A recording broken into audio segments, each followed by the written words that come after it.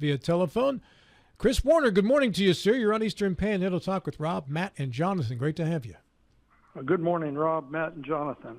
It's great to be with you from under the Golden Dome in Charleston. Yeah, has any of the flooding issues affected Charleston? I think about 2 weeks ago we had a guest on who was telling us there was some flooding in Kanawha County at that time.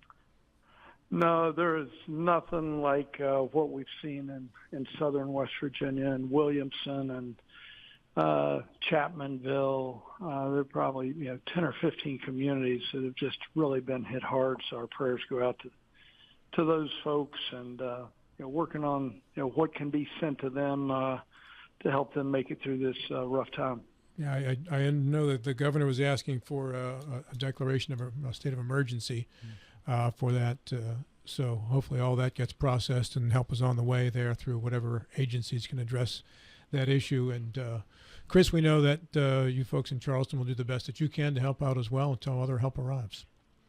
I think that's what we all do as West Virginians is load up the back of a pickup truck and take it to the nearest church in an area that's being affected, while others, from further away make, financial donations and do what they do. So my understanding in our comments section, Marshall Wilson apparently is putting together a drive to bring some things to the areas that are affected by the floods as well. We'll try to find out as much about that as we can, too. Just saw that in our comments section. Sure. Kris, let's talk about your first month on the job, a month plus now. Anything that caught you by surprise doing the job to this point? No, what I've done is we started with getting out and seeing county clerks. I'm on a 55-county tour that we just took a pause with the legislative session starting because we have about 15 bills that we are supporting. But we're going out to see county clerks in their offices to build that relationship, build upon the relationship that was formed by the current Secretary of State, and we want to make sure that those relations remain good and do everything that we can to provide them with the tools they need to keep voting rolls clean and as up to date as possible. So it's good to hear from them. We'll pick back up right after the legislative session.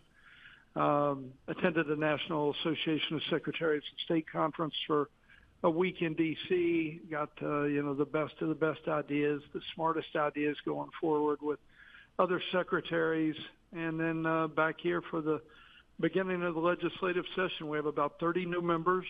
Been by to see all 30 members in the House and Senate and welcoming them and, catching them up to date on various programs, for example, Boots to Business, and our Young Entrepreneurs program. Both of those programs, if you're a veteran or a spouse thereof of active duty or veteran, can start a business, no registration fees, no annual fees for the first 4 years, and the same with young entrepreneurs under the age of 30. And I'd be remiss if I didn't mention that it's National Entrepreneurship Week, and there's a conference, in fact, coming up in April over at Shepherd. Just want to make sure I mention that so that April 29th, it's the 4th West Virginia Entrepreneurs Conference at Shepherd University. That would be interesting. I've never been to an entrepreneurs conference. I know we've interviewed a few people who run those types of associations, and these are very imaginative people. Kris, can you tell us who you're inviting to this or who should attend it? The biggest difference in between an entrepreneur, and I'll claim that I was an entrepreneur for 30 years, the difference in between an entrepreneur and a businessman is an entrepreneur risks their own money to get that business going. Therefore, they got to be real creative. And, so I think this is really, the National Entrepreneurship Week is supporting entrepreneurs and the stakeholders that support entrepreneurs. So it's education, it's collaboration, great place to network. I'm sure that's going to be a great conference.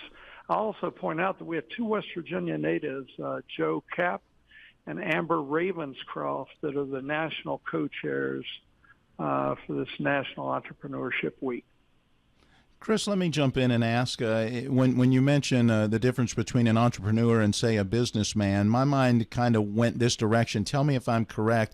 Is an entrepreneur one who is constantly coming up with ideas, and in other words, maybe gets something started and then does it for a while and goes, that was fun, but I want to start something new. So maybe they sell that business off or do whatever with that business. They're kind of always looking for something new, as opposed to maybe that businessman that finds their niche and says, this is what I'm doing the rest of my life.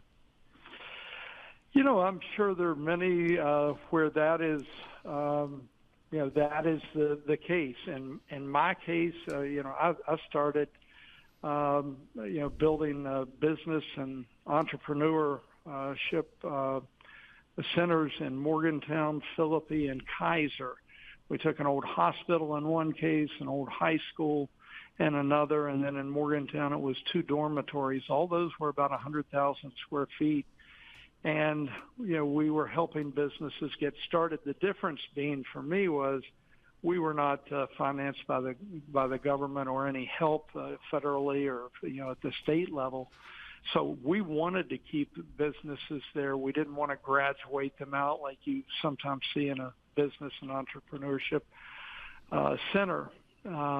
And, from that, other businesses took off. So for me, I stayed with the original business and then got into the real estate development business and, ended up, running to 500 WVU students.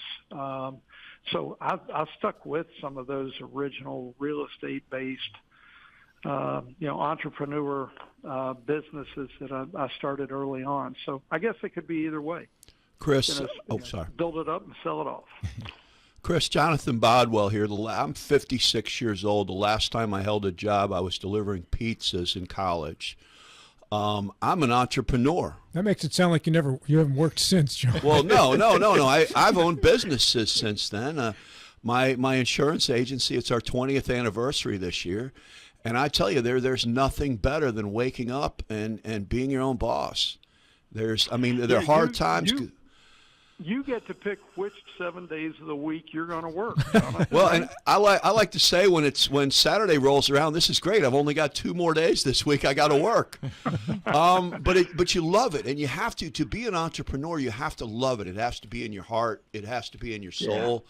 Yeah. And I tell you, one thing that I really enjoy is taking young people who are just getting into business, just learning business, and teaching them and coaching them and being a sounding board for them, which is a lot of fun. And I'll tell you, if there's anybody out there who wants a sounding board, call me, Jonathan Bodwell, 304-283-0864, Bodwell Insurance. I love coaching and helping younger business people because I end up learning so much from them that helps my business. And that's the great thing about being in business is we all help each other.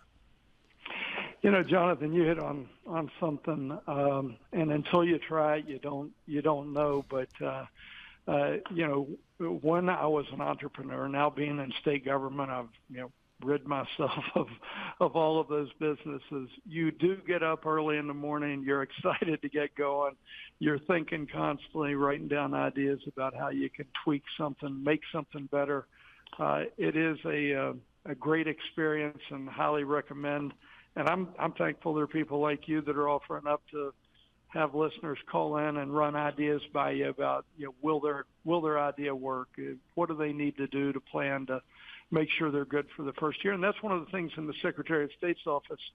I want to bring the business background from 30 years, my time at USDA Rural Development, helping small businesses, and then at the West Virginia Economic Development Authority, and we're taking our business hub in Martinsburg, the one in Clarksburg, and Charleston, and we're cross-training those workers to make sure that when somebody comes in to file a registration, that's not all they're doing. We're going to help make sure that they're connected with the 5 major funding agencies as it relates to government, the SBA, the Small Business Development Corporations, EDA, USDA Rural Development, Appalachian Regional Commission. But we're going to make sure our workers are cross-trained, our staff is cross-trained, and we're able to help those entrepreneurs and young businesses have an early success in the first year, so they're more sustainable. So we hear a lot about great young people in our state who go to a university perhaps outside of our state, or even if they're educated within our state at our state universities, tend to go outside of the state and maybe end up establishing lives and families there. The goal has been to keep them here. How do we maintain having them in West Virginia? How does a young entrepreneur program help in that regard to keep some of our brightest and our youngest to stay here? It's interesting. I was with Dr. Mark Manchin last night, the president of Glenville State University, and we were talking exactly about that. They have 1,500 students. Their freshman enrollment is up. They had a large number of students at the reception last night. Today's Glenville State University Day. And we were talking about what it's going to take to help keep those folks here. There are about 300 students from 24 different states and 3 countries going to little old Glenville State University. And, the rest are 1,200 students are homegrown from right here in West Virginia. And it might be a different take on whether that student's from West Virginia, and it's a matter of, what we have to do to entice them to stay here, or if it's attracting some of that outside blood to bring new, fresh perspectives to West Virginia. But that's an ongoing effort, and it's one we all need to enter and provide our best input. And again, I'm glad to hear that you're offering that up to listeners to reach out to you as well. Secretary of State Kris Warner, our guest here on the program. I have a question for you from one of our viewers, and that's Patricia McMillan, who says, please ask the Secretary of State if he'll be modernizing the SOS report system so all forms are fileable PDFs that can be uploaded instead of mailed in. Right now, I'm very proud to report that 99% of all of our filings like that are online. So we still do accept if somebody wants to file, by paper, that they can do that. But that is one of the things that we have in front of the legislature is to update everything from our business systems to our electronic voting registration system for the state. So the answer to her would be yes.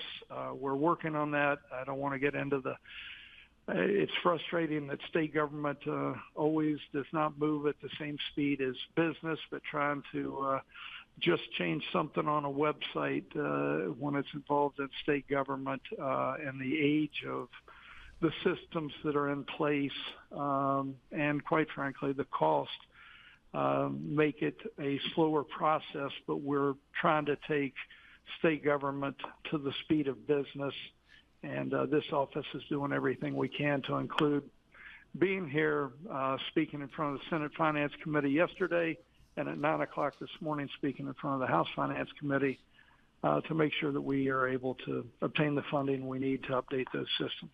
Brad Knoll has a question about the Secretary of State's website, wants to know if there'll be any technological upgrades to it to make it faster. All of that happens in the process. We're now literally in the first month on the job. We've heard from 5 different vendors. We're going through that process. Again, making sure that we're ready to go when the funding is available to do that. So, yes, again, we understand the frustration with the system, well aware of it, and making changes as quickly as we can. Well, and going back to making changes quickly, for those of you listening out there, that's a great reason to be an entrepreneur. I mean, one of the big things is everybody looks at their boss sometimes and goes, "What an idiot." If you run the place... Mr. Hornby, I've never said that. Yes, yeah, Rob, I've never heard Rob say that. Rob, you owe me lunch. But one of the great things about being an entrepreneur is, you look in the mirror and there's the idiot. And if there's something not going right, it is so easy to pivot in small business and to go, wait a second, we're not doing this, this, and this. And all of a sudden, by 3 o'clock today, we are doing this, this, and this. You're exactly correct. The speed of it. I mean, if anyone is thinking about, I've started a few businesses, and I love it. I love growing something. I love building something. I love being able to employ people. I love being able to hire people, to train people, to watch people grow and become the best they can be. I mean, there's really no greater feeling than helping someone else achieve. Jonathan, the one thing that I don't know that I learned in that process of being an entrepreneur is, and a fellow once told me, you never go broke making a profit. And so there is something to sell that business off when you can make a profit and move on to your next idea, because I think as entrepreneurs, we're always looking for that next better idea. And I might have held on to those businesses a little too long, but yeah. Sell when you have the opportunity, even if it's making a small profit, and move on and do the next one even better. I like that. I'm always looking for new opportunities, new challenges, and we're always pivoting. We're always trying to scale. We're always making changes, because that's part of the fun. I mean, the fun of being in business. Secretary of State Kris Warner, our guest here on the program. Kris, yesterday we had on a person from West Virginians for Election Integrity, and they had a checklist of things they wanted to do to make sure that West Virginia elections are secure. Are West Virginia elections secure? Mac, your brother, your predecessor, always insisted that they were, but there's always more things that can be done. What are your thoughts? Well, there are always things that can be done. I would tell you that, yes, our elections are secure, and I can tell you that our investigations department is active and turning cases over to prosecutors to prosecute. We can't make them prosecute, but we are turning cases over on a regular basis. Let me just mention a couple of things that we've taken up with the legislature here already and that we support. Strengthening voter ID requirements, which would require a photo ID for all voters, mainly think of a driver's license. But we also there are non-citizens that are receiving driver's licenses, and we are proposing through the help of the legislature to print non-citizen across the bottom or top of the photo. We have about 8,000 poll workers that we need to train up each election, and we want to make it obviously clear who is a non-citizen. And then on the photo ID portion, right now you can use a bank statement, a utility bill. This would do away with all the other paper documents except for a passport, a photo ID, a government-issued photo ID. We're also just on a couple of other things, and I don't know how much time we have, but we're increasing transparency as it relates to dark money campaign finance activities, reducing the threshold of reporting from $5,000 to $1,000 as it relates to political action committee. We're also enhancing penalties for campaign finance reports that are not filed on time. Right now, it's only $10 per day. We have about 115 delinquent filers, and most of those are candidates that lost their election. But we want to make sure that they're not able to file to run for office again until all their fees are paid in full and all delinquent fees are taken care of. So, again, we have, I think right now it's 12 or 13 bills that we're supporting in the House and the Senate, and then 2 or 3 on business and licensing side of the House. Kris, as you mentioned the investigations department, that caught my ear. Is that a busy department? I mean, how many complaints do you get, and what are some of those reasons that may lead to an investigation? Oh, we have everything from those that may be double registered in 2 counties or 2 states, false swearing. So there, as many different ideas as you might have that somebody might have that is trying to cheat the system. But our investigations department is located right here in the Capitol, is very busy. And we now have, working part-time across the state, any location in the state, we can have an investigator there in 2 hours. I think we have 17 investigators. We work with the Attorney General's office with their investigators to investigate anything and everything that it comes to us in a written complaint. as far as investigations. You have a lot of people like to talk, but it's we want it signed, notarized that someone is making a complaint so that we can turn that over to the investigations department. Do many of those comes from clerks themselves who are seeing things going on, like you mentioned, maybe somebody double registered in 2 counties or something like that, or do most of them come from the general public? Well, you have many people calling in from the general public, but when we have a complaint from the county clerks, they are the chief election officer in their county, and they many times know the situation of where someone says that they're living, for example, but have filed to run for office in a different area or district, or claim that they have another apartment or house. So you get into it takes an investigator to go out and try to figure out, is this really where the person is domiciled or where the intent of the domicile is. So, when something comes from a county clerk, that always, they tend to understand the law better, and we know that we've got something when they submit. Sounds a bit like high school sports here in West Virginia with kids pretending I live with my uncle's cousin's next door neighbor in the next town over, so I could play for them. Doesn't matter. You can transfer now. Yes. It's all good. Hey, gentlemen, I'm on the stand in 3 minutes for the House Finance Committee, so I have got to run. I hate to cut it off. It's okay. Love to talk, legislation or business or entrepreneurship activities. Anytime you want, let me know, and we'll be back. We appreciate your time, Kris. Thank you so much. Thank you. Thanks. See you. Secretary of State Kris Warner